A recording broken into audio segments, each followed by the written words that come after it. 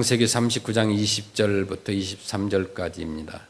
이에 요셉의 주인이 그를 잡아 옥에 가두니 그 옥은 왕의 죄수를 가두는 곳이었더라. 요셉이 옥에 갇혔으나 여호와께서 요셉과 함께 하시고 그에게 인자를 더하사 간수장에게 은혜를 받게 하시매 간수장이 옥중 죄수를 다 요셉의 손에 맡김으로 그 집안 사물을 요셉이 처리하고 간수장은 그의 손에 맡긴 것을 무엇이든지 살펴보지 아니하였으니 이는 여호와께서 요셉과 함께 하심이라.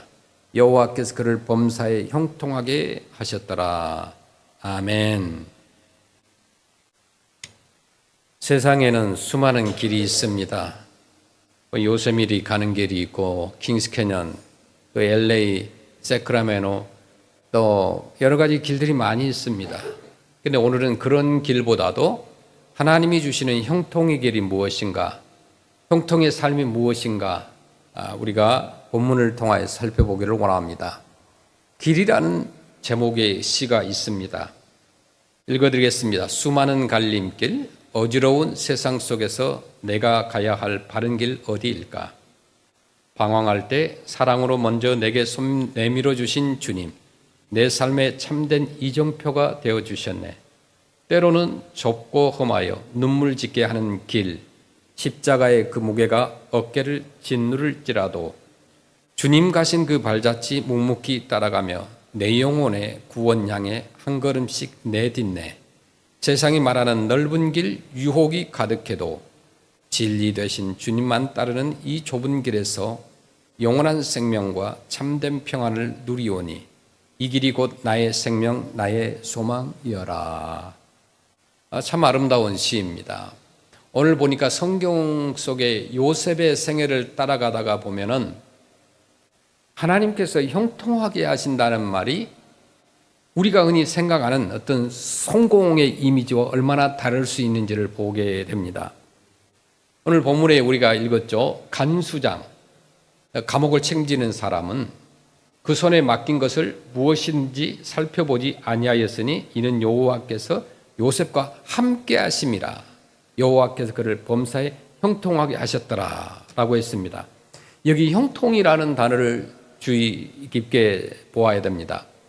요셉이 먼저 붙잡아 쟁취한 것이 아니라 하나님께서 동행으로 섭리로 은혜로 베풀어 주신 하나님의 방식이 형통입니다. 그리고 그 형통은 요셉의 자리만 바꾸는 것이 아니라 요셉의 존재를 통하여서 그 자리가 하나님의 통치 아래로 옮겨지게 하는 것입니다. 우리가 생각할 때는 이 형통을 그냥 원하던 문이 활짝 열리는 것이라고 상상을 합니다. 뭐 그렇잖아요. 만사 형통 그렇게 할 때. 그런데 막혔던 일이 뚫리고 어떤 내가 시험을 잘 통과하고 또 건강검진을 했는데 건강에 좋은 결과가 나오고 또 돈이 많이 생기고 관계가 평안하고 계획한 일정이 원하는 대로 착착 진행되는 상태를 우리는 형통이라고 부릅니다. 물론 하나님께서 그러한 은혜도 형통도 주십니다. 그러나 창세기 39장 23절이 우리에게 말하는 그 형통이라는 것은 우리가 정의한 번영이나 그런 축복이 아니라 하나님이 우리를 붙드실 때 나타나는 하나님의 주권적인 표시라는 거죠. 창세기 39장 23절 보겠습니다. 간수장은 그의 손에 맡긴 것을 무엇이든지 살펴보지 아니하였으니 이는 여호와께서 요셉과 함께 하심이라. 여호와께서 그를 범사에 형통하게 하셨더라. 아멘. 요셉은 집안의 총무가 되었을 때도 형통하였고 또 억울한 누명을 쓰고 감옥에 갇혔을 때도 형통하였습니다. 형통이란 환경이 좋은 것이 아니라 하나님이 우리와 동행하신다는 사실이 형통입니다. 환경이 바뀌는 형통도 있습니다. 그러나 그보다 더 깊은 형통은 뭐냐? 환경이 바뀌지 않아도 하나님이 함께 하심으로 그 환경이 더 이상 우리를 지배하지 못하게 되는 것이 형통이라는 거죠. 요셉의 이야기는요, 요셉은 그냥 단순하게 우리가 생각한 무슨 총무였고 뭐 하나님이 형통했다. 그래서 그의 삶은, 그의 백그라운드는 너무 화려했을 것이다 생각합니다. 그러나 요셉의 이야기는요, 여러분 삶보다도 더 많은 상처가 있었던 사람이에요. 형제들에게 시기를 당했어요. 배신을 당했어요. 구덩이에다가 빠뜨려서 죽이려고 했어요. 그런데 마침 지나가는 상인이 발견하고 그를 건져내고 노예로 팔았습니다. 그 다음에 애굽으로 갔어요. 문화가 다르고 언어가 달라요. 여러분 아시잖아요. 우리가 미국에 이민 와서 언어에 많은 장벽을 느꼈잖아요. 그런 장벽을 만났습니다. 그 다음에 종으로 팔렸으니까 주인의 눈빛을 보고 하루가 좋았다, 안 좋았다, 그렇게 평가되는 거예요. 그 다음에 억울함의 긴 그림자가 있었어요. 그 모든 것이 하나님이 나와 함께 하신다는 고백과는 어울리지 않는 것처럼 보입니다. 그런데 성경은 요셉의 형통을 요셉이 세운 전략이나 어떤 성격의 강인함에서 찾지 않고 단호하게 이렇게 말해요. 여호와께서 함께 하십니다. 이렇게 설명합니다. 여호와의 동행이 요셉의 인생을 해석하는 열쇠라는 거죠. 여기에서 믿음은 감정을 높이는 것이 아니라 어떤 해석의 권위를 하나님께 돌려드리는 행위라고 볼 수 있습니다. 내 삶을 해석할 자리를 내가 나를 평가하고 해석하는 것이 아니라 내 삶을 해석할 자리를 하나님께 내어드릴 때에 비로소 형통이라는 단어가 세상적인 성공의 껍질을 벗고 하나님의 구원의 역사 안에서, 즉 구속사 안에서 빛나기 시작한다는 거죠. 그렇다면 하나님께서 형통하게 하신다는 것은 무슨 말인가? 창세기 39장의 문맥에서 이 형통은 단순히 일이 잘 풀리는 것이 아니라 하나님이 하시는 일이 사람의 손을 통하여 성취되도록 하나님이 사람의 걸음을 통로로 삼으신다는 것을 뜻하는 겁니다. 요셉의 맡은 일들이 잘 되었다라는 그 사실 뒤에는 하나님이 요셉의 전 삶을 사용하여서 하나님의 선하신 뜻을 진행하시는 섭리가 있다는 겁니다. 하나님은 요셉에게 형통을 주셨어요. 그 형통은 요셉을 더 크고 화려한 자리로만 끌어올리는 것이 아니라 하나님의 때에 하나님의 방식으로 하나님의 목적을 이루기 위한 훈련과 준비로 펼쳐집니다. 감옥이라는 것은 요셉에게 실패의 장소가 아닙니다. 하나님의 시간표 안에서 요셉을 더 잘 다듬어서 한 나라의 기근을 넘어서 열방의 생명을 보존하는 도구로 쓰임을 받았습니다. 그러므로 형통의 본질은 내 뜻의 성취가 아니라 하나님의 뜻의 성취입니다. 하나님은 우리를 잘되게 하시되 그 잘됨을 통해서 하나님 나라가 드러나게 하시는 거죠. 여기에서 복음은 우리의 욕망을 부끄럽게 만드는 것이 아니라 우리의 욕망을 구원하게 되는 거죠. 우리는 잘되고 싶습니다. 그것은 죄가 아니에요. 누구나 다 잘되고 싶고 형통하는 것은 죄가 아닙니다. 문제는 그 잘됨이라는 것이 우리에게 하나님을 대신하는 우상이 될 때가 문제라는 거죠. 요셉의 형통은 우상이 되지 않았고 오히려 요셉이 하나님을 더 깊게 경외하는 길로 이끌었습니다. 왜냐하면 요셉이 누리는 형통의 중심에 요셉이 아니라 누가 계셨어요? 하나님이 계셨기 때문입니다. 하나님이 함께 하신다는 사실은 우리 인간을 교만하게 만드는 것이 아니라 인간을 겸손하게 만드는 거죠. 여호와께서 하셨다라는 고백이 있는 형통은 사람을 강팍한 마음을 부드럽게 만들고 또 다른 사람을 살리는 방향으로 흘러갑니다. 반면에 내가 해냈다라고 끝나는 성공은 사람을 날카롭게 만들고 또 타인을 이용하는 방향으로 굳어지는 거죠. 창세기 39장 23절은 특별히 간수장이라는 제도를 통해서 하나님의 형통이 어떤 방식으로 드러나는지 보여줍니다. 이 감옥 교도소장이죠. 오늘날로 말하면 요셉이 맡은 일을 살펴보지 않았다고 한 거예요. 교도소장이 무책임해서가 아니라 요셉을 너무 신뢰했기 때문이에요. 돌볼 필요가 없이 너무나 똑부러지게 잘했기 때문에. 신뢰는 하루아침에 생기는 것이 아닙니다. 하나님 앞에서 성실로 살아가는 사람에게 주어지는 열매라는 거죠. 요셉의 신실함은 하나님과의 동행의 흔적이고 하나님의 은혜가 사람에게 구체화된 증거입니다. 우리는 여기서 우리가 말하는 개혁주의 신학이 말하는 은혜와 또 책임의 아름다운 조화를 보게 됩니다.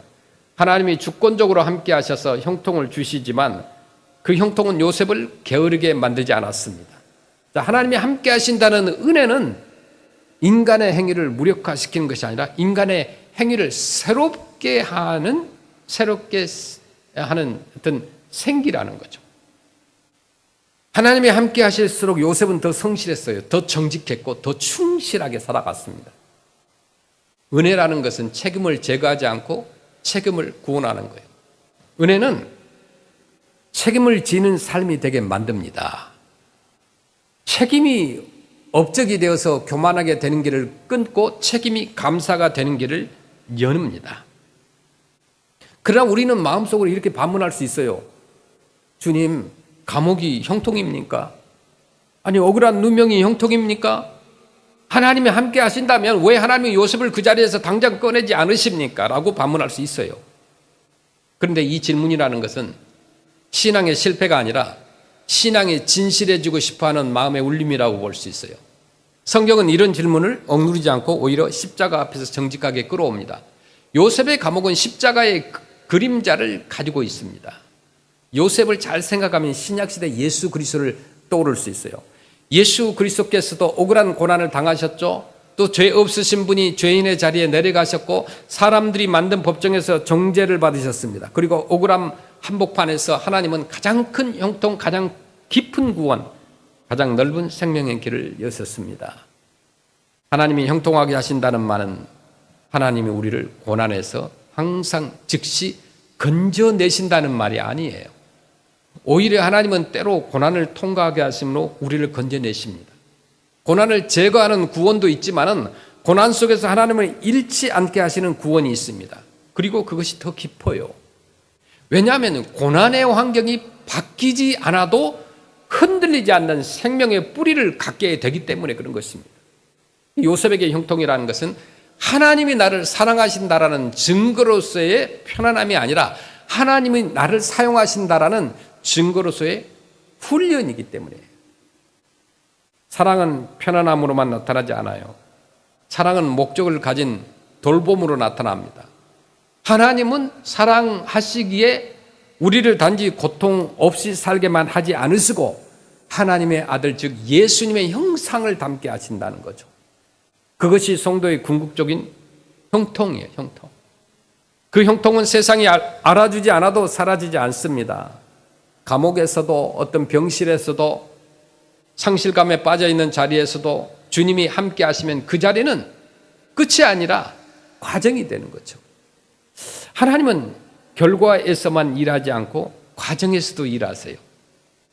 과정에서 일하시는 하나님을 알아보는 눈이 바로 믿음이에요. 참 믿음이에요. 결과만 바라보는 것이 크리스찬이 아니라는 거죠. 여기에서 우리는 여호와께서 함께 하심을 단순한 위로의 문구로 생각하지 말아야 돼요. 함께 하신다는 말은 하나님이 동정하신다는 뜻만이 아니라 하나님이 주관하신다는 뜻을 포함하는 거예요. 자, 하나님이 함께 하실 때 하나님은 구경꾼이 아니라 뭐예요? 왕이십니다. 그분의 동행은 주권의 동행이고 섭리의 동행이고 성령의 임재를 말하는 겁니다. 그래서 요셉은 그 요셉의 형통은 뭐가 형통이에요? 갑자기 감옥이 궁전처럼 바뀌었다는 말이 아니에요. 그가 있는 감옥은 여전히 감옥입니다. 그러나 그 감옥에서 요셉의 존재가 달라지는 거예요. 하나님이 함께 하시면 사람의 마음이 움직이고 억울함이 하나님의 공의 앞에서 새롭게 해석이 되는 것이에요. 자, 하나님은 요셉을 통해서 하나님이 어떤 분이신지를 감옥에까지 드러내십니다. 하나님의 이름이, 하나님의 성품이, 하나님의 신실하심이 요셉의 삶과 요셉에게 맡겨진 일의 질서 속에서 빛이 납니다. 자, 우리의 삶에서 주님은 매우 큰 사건이 아니라 작은 성실을 통해서도 우리와 함께 하심을 보여주십니다. 어떤 분들에게 형통이라는 것은, 이 컴편이라는 것은 탁월한 한 번의 도약이 아니라 오늘의 하루를 하나님 앞에서 무너뜨리지 않고 견디는 은혜일 수가 있습니다. 자, 여러분에게 형통은 갑자기 모든 문제가 해결되는 것이 아니라 문제를 안고도 마음이 무너지지 않게 하시는 성령님의 평강일 수 있습니다. 어떤 분에게 형통은 사람들의 칭찬이 아니라 내 양심이 하나님 앞에 맑아지는 것이 형통이에요. 하나님은 우리가 형통하게 해달라고 기도할 때 우리의 기도를 대충 듣지 않으십니다. 우리의 감추인 동기까지 고쳐서 하나님이 형통하게 해달라고 할 때 그냥 그 단어만 생각하는 것이 아니라 우리 깊은 동기까지 고쳐서 하나님 제 삶을 통해서 주님의 뜻이 이루어지게 하소서라는 더 넓은 기도로 옮겨가 가신다는 거죠. 그때부터 형통은 내 인생의 주인이 되어서 내가 아니라 하나님이심을 기뻐하는 자리로 바뀝니다. 요셉의 삶에서 또 하나 두드러지는 것은 유혹과 거절이 있습니다. 요셉이 보디발의 아내의 유혹을 거절할 때 요셉은 이렇게 말합니다. 내가 어찌 이 큰 악을 행하여 하나님께 죄를 지으리까. 요셉은 상황 논리로 죄를 합리화하지 않습니다. 아무도 모르니 뭐 괜찮다가 아니라 하나님 앞에서 코람되어 하나님 앞에서 죄를 지을 수 없다는 단호한 거절이 있었어요. 우리는 정신 차리고 이성과의 사이에서의 죄악을 단호히 끊어야 돼요. 이성과의 죄악은 기도로 해결되는 것이 아니고 대화로 해결되는 것이 아니고 창세기 39장 12절처럼 버려두고 밖으로 나가야 돼요. 죄악의 장소에서 떠나야 돼요. 죄악의 상황에서 떠나야 됩니다. 창세기 39장 12절에 그 여인이 그의 옷을 잡고 이르되 나와 동침하자. 그러나 요셉이 자기의 옷을 그 여인의 손에서 버려두고 밖으로 나가네. 이것은 형통의 조건이 아니라 형통의 열매입니다. 하나님이 함께 하시는 사람은 죄를 가볍게 여기지 않습니다. 죄는 형통의 길을 막는 작은 돌멩이가 아니라 하나님과의 관계를 파괴하는 심각한 반역입니다. 성경은 인간의 전적 타락을 말하고 있어요. 자, 예레미야서 17장 9절에 보니까 만물보다 거짓되고 심히 부패한 것은 마음이라 누가 능히 이를 알리오마는. 창세기 6장 5절에 여호와께서 사람의 죄악이 세상에 가득함과 그의 마음으로 생각하는 모든 계획이 항상 악할 뿐임을 보시고. 시편 51편 5절에 내가 죄악 중에서 출생하였으며 어머니가 죄 중에서 나를 잉태하였나이다. 로마서 3장 10절에 기록된 바 의인은 없나니 하나도 없으며. 로마서 3장 11절부터 깨닫는 자도 없고 하나님을 찾는 자도 없고 다 치우쳐 함께 무익하게 되고 선을 행하는 자는 없나니 하나도 없도다. 이사야서 64장 6절에 무릇 우리는 다 부정한 자 같아서 우리의 의는 다 더러운 옷 같으며 우리는 다 잎사귀같이 시들므로 우리의 죄악이 바람같이 우리를 몰아가나이다. 아멘. 전적으로 인간이 타락했어요. 타락한 우리가 죄를 가볍게 여기면 결국 우리 자신도 무너집니다. 그러나 하나님이 함께 하실 때 우리는 죄를 미워할 힘을 얻게 돼요. 죄를 멀리하는 것은 자기 의가 아니라 하나님을 사랑하는 증거라는 겁니다. 그 사랑은 감옥에서도 사라지지 않습니다. 오히려 감옥에서 더 빛납니다. 왜냐하면 감옥은 요셉에게 이제는 대충 살아도 된다라는 핑계를 주지 못했기 때문이에요. 요셉은 감옥에서도 하나님 앞에서의 삶의 자세로 살았어요. 이것이 여호와께서 요셉과 함께 하심의 실체입니다. 우리는 자주 착각하는 한 가지를 내려놓아야 돼요. 우리 이것을 착각해요. 내려놓아야 돼요. 우리는 선하게 살면 언제나 즉시 보상이 올 것이라고 생각을 해요. 착각을 합니다. 그러나 성경은 의인도 고난을 당할 수 있다고 말해줍니다. 요셉은요, 그가 순교를 지키려다가 감옥에 갔어요. 순종하면 곧바로 편안함이 오는 것도 아닙니다. 그럴 때 믿음은 시험을 받습니다. 주님, 제가 주님 뜻대로 했는데 왜 이런 일이 생깁니까? 이때 우리에게 필요한 것은 하나님의 선하심은 우리에게 결과로 준다는 태도를 버리고 하나님의 선하심은 그분 자신이라는 태도를 가져야 돼요. 자, 하나님은 선하시기에 우리의 순종을 잊지 않으시고 우리의 눈물을 헛되이 두지 않으신 분입니다. 다만 그 선하심의 열매가 우리의 시간과 같지 않을 수 있어요. 하나님은 지체하시는 것처럼 보일 때가 있지만은 사실은 늦은 적이 없으십니다. 하나님의 때는 언제나 정확합니다. 어떤 분이 도자기를 만드는 사람이 있었습니다. 흙에다 물을 부어서 섞어서 모양을 만들고 가마에 넣고 오랫동안 불을 지펴서 그릇을 만들었습니다. 그런데 옆에서 배우고 있는 제자가 불평을 해요. 아, 선생님 왜 꼭 가마에다 넣어야 됩니까? 햇볕에다 그냥 두면 말라지면 모양도 예쁘게 말라서 빨리 만들 수도 있고 고생도 안 하게 되는데요.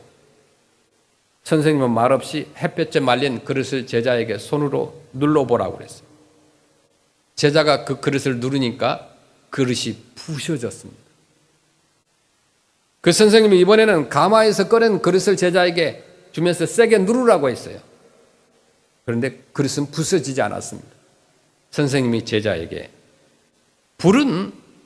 불이라고 하는 것은 그릇을 괴롭히는 것이 아니라 그릇을 그릇되게 더 단단하게 하는 것이다 라고 말했던 거예요. 저와의 우리의 삶에도 그 도자기를 가마 속에 넣는 그 가마와 같은 시간이 있습니다. 얼마나 뜨겁습니까? 2000도, 3000도 이렇게 되니까.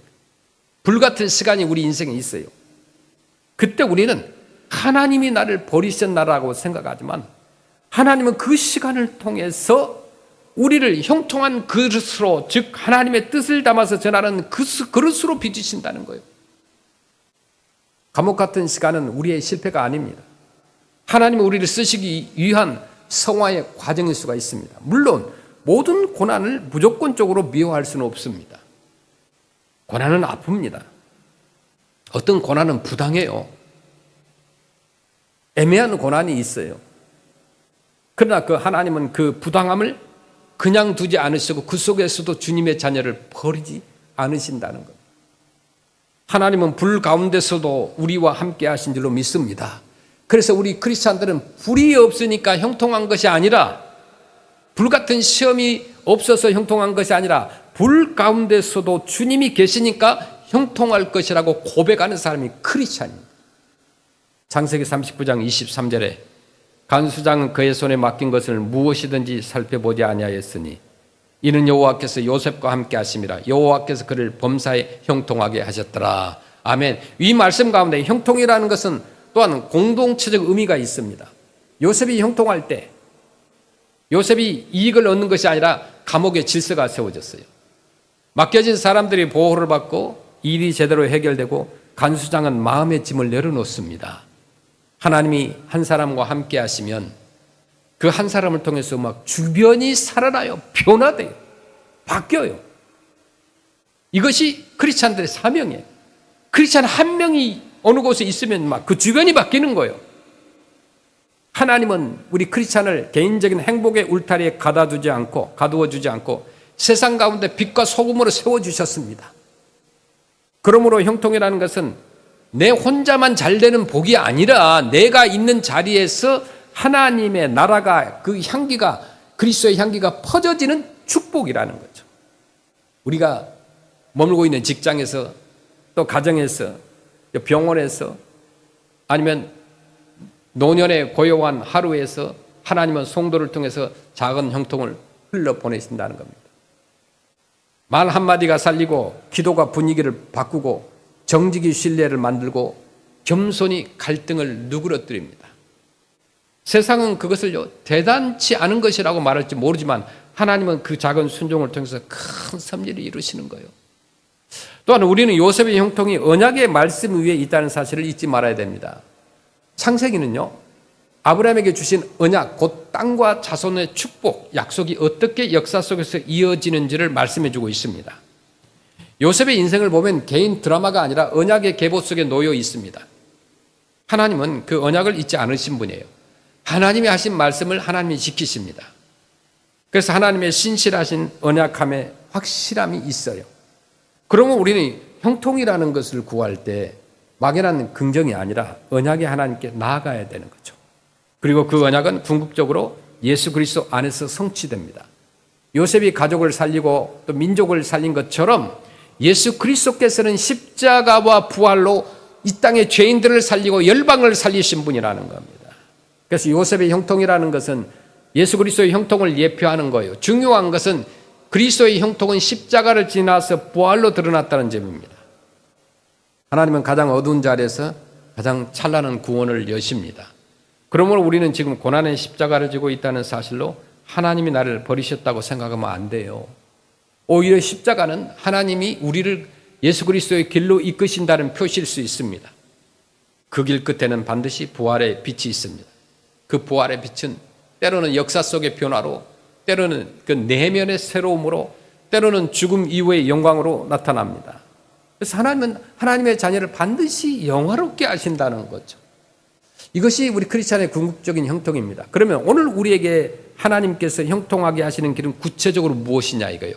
그것은 무엇보다도 함께 하심을 신뢰하는 길입니다. 성경 전체를 관통하는 가장 위로가 되는 약속 중에 하나가 무엇인 줄 아십니까? 하나님이 우리와 함께 하신다. 임마누엘이라고요. 임마누엘. 이 말씀들은 고난과 두려움 속에서 혹은 일상의 삶 속에서 하나님의 동행을 약속하는 구절들입니다. 이사야 41장 10절부터 볼까요? 두려워하지 말라. 내가 너와 함께함이라. 놀라지 말라. 나는 내 하나님이 됨이라. 내가 너를 굳세게 하리라. 참으로 너를 도와주리라. 참으로 나의 의로운 오른손으로 너를 붙들리라. 아멘. 시편 23편 4절 내가 사망의 음침한 골짜기로 다닐지라도 해를 두려워하지 않을 것은 주께서 나와 함께 하심이라. 주의 지팡이와 막대기가 나를 안위하시나이다. 아멘. 여호수아서 1장 9절에 내가 내게 명령한 것이 아니냐. 강하고 담대하라. 두려워하지 말며 놀라지 말라. 내가 어디로 가든지 내 하나님 여호와가 너와 함께 하시느니라 하시니라. 아멘. 형통이라는 것은 이 컴패니십, 맡겨진 자리에서의 성실함으로 열립니다. 요셉은 감옥에서 나갈 날만 바라보며 하루를 허비하지 않았어요. 그는 오늘 맡겨진 일을 하나님 앞에서 최선을 다했습니다. 사람들은 큰 비전을 말하면서도 오늘의 작은 책임은 열심히 하지 않을 때가 너무나 많습니다. 하나님은 오늘의 작은 우리들의 책임을 통해서 내일의 큰 문을 여시는 분이에요. 지금 내 손에 있는 일이 정말 작아 보여도 하찮은 일이어도 하나님은 그 일을 통해서 우리를 다듬으시고 우리가 신뢰할 만한 사람이 되도록 빚으십니다. 형통은 하늘에서 뚝 떨어지는 우연이 아니라 하나님의 은혜 아래서 오늘을 지키는 우리의 성실함 속에서 자라나게 한다는 거예요. 그리고 형통이라는 것은 거룩의 길과 분리되지 않습니다. 요셉의 순결과 정직은 그의 형통을 사들이는 값이 아니라 하나님과의 동행의 열매입니다. 자, 우리는 거룩이라는 것을 계산하지 말아야 돼요. 내가 이렇게 했으니까 하나님도 이렇게 하셔야 한다라는 태도로 은혜를 버리면 안 됩니다. 하나님이 함께 하시는 사람은 죄를 미워하고 회개하는 것을 즐겨합니다. 회개라는 것은 형통을 방해하는 불편한 절차가 아니라 형통을 지키는 생명의 호흡인 거예요. 이거 회개라는 것이 중요해요. 회개가 막히면 영혼이 막혀요. 영혼이 막히면 삶이 막히는 거예요. 그래서 우리가 예배를 드릴 때에 우리가 반드시 회개하잖아요. 그게 중요해요. 반대로 회개의 문이 열리면 영혼이 열리고 영혼이 열리면 삶이 다시 흐르기 시작합니다. 그래서 하나님은 회개하는 자에게 은혜를 부으시고 그 은혜는 다시 우리를 일으켜 세우신다는 거죠. 혹시라도 하나님께서 내가 원하는 형통을, 내가 원하는 응답을 주지 않는다고 해서 하나님을 원망하거나 또 다른 사람들에게 상처를 주었다면 회개해야 됩니다. 회개하지 않으면 형통이 없어요. 그래서 교회 오자마자 기도하는 것이 뭐예요? 하나님 저 왔습니다. 오늘 복을 주세요. 그게 아니고 회개하는 거예요. 하나님 나는 이러이러한 죄를 지었습니다. 남들에게 말하지 못하는 죄가 있습니다. 용서해 주옵소서. 회개 먼저 하는 거예요. 마지막으로 형통은 뭐냐? 다른 사람을 살리는 방향으로 향하게 되어 있습니다. 하나님이 주시는 복은요 흘러 넘칩니다. 요셉의 형통은 결국 기근 속에서 많은 생명을 살립니다. 창세기 12장 2절부터 내가 너로 큰 민족을 이루고 내게 복을 주어 내 이름을 창대하게 하리니 너는 복이 될지라. 아멘. 마태복음 10장 8절에 병든 자를 고치며 죽은 자를 살리며 나병원 자를 깨끗하게 하며 귀신을 쫓아내되 너희가 거저받았으니 거저주라. 요한복음 7장 38절에 나를 믿는 자는 성경의 이름과 같이 그 배에서 생수의 강이 흘러나오리라 하시니. 아멘. 우리 크리스찬들의 형통도 마찬가지입니다. 하나님이 우리에게 주신 은혜는 우리를 우리 안에 가두지 않고 우리를 통해서 다른 사람들에게 번지게 하는 거예요. 우리가 형통을 구한다면 이렇게 구해야 돼요. 어떻게 해요? 이런 식으로. 주님, 저를 잘되게 하셔서 제 이름이 높아지게 해 주옵소서. 그렇게 하는 것이 아니라 주님, 저를 형통하게 하셔서 나를 높이는 것이 아니라 주님의 이름이 높아지게 하옵소서. 제가 있는 자리에서 누군가가 숨을 쉬게 하옵소서. 제가 있는 자리에서 공의가 더 살아나게 하옵소서. 제가 있는 자리에서 복음의 향기가 더 퍼지게 하옵소서. 이 기도가 우리 크리스찬들의 형통을 가장 아름답게 만들 줄로 믿습니다. 자, 여러분, 혹시 지금의 삶이 어떤 분에게는 감옥처럼 느껴질 수가 있어요. 아침에 일어나서 일하러 가는 것이 정말 지옥처럼 느껴질 때도 있습니다. 교회 가는 것도 막 힘들어요. 기도하는 것도 힘들어요. 억울하고 막 답답하고 괴롭습니까? 풀리지 않는 일이 너무 많아요. 오래된 기도의 기다림이 있고 누군가의 오해로 마음이 무거운 사람이 있을 거예요.